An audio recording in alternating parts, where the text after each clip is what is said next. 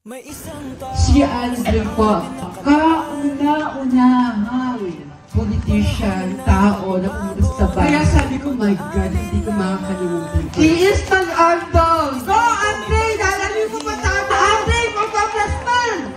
Nang Madinaw!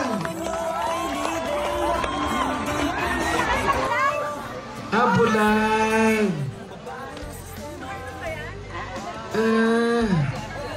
Nasa harap niyo po kasi ko eh.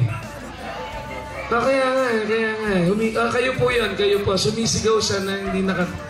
Love you again! Salamat po, salamat.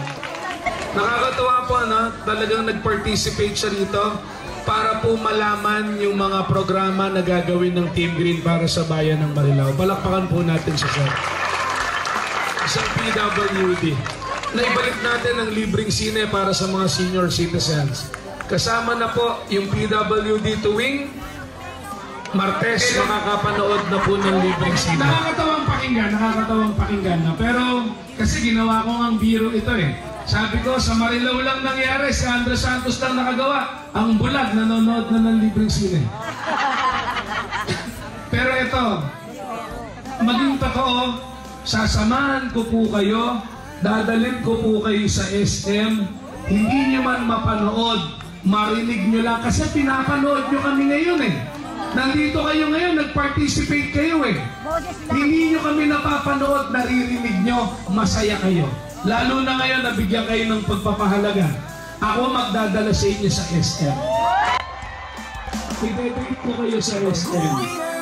Ano gusto niyong pagkain? Popcorn ba? Gusto niya?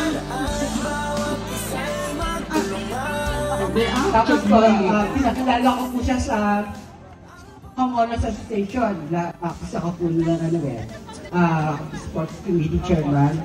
Tatandami ng day.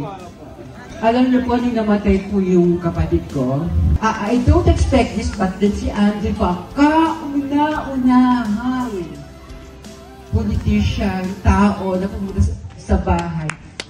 Wala pa huling patay doon ha, wala pa yung kapatid ko doon. Kaya sabi ko, my God, hindi ko makakalimutan to. Talagang, he is Pan Ardon! Go, Andre! Lalali mo pa tayo! Hindi na! Andre, pagpaplasman! Nang Madinaw! Mas kinalala po natin to, hindi natin kailangan ng pera, ang pera. Ang kailangan natin ay Bishop Andre! Binatong natin ko po ito sa inyo lahat. I love you, Andre. Thank you. Salamat po, salamat po. Pakuha yung number niya mamaya. Dadaling ko po kayo sa SM. Kasama niyo po yung pamilya ninyo. Patutunayan ko po ang PWD ay manonood ng libreng sine.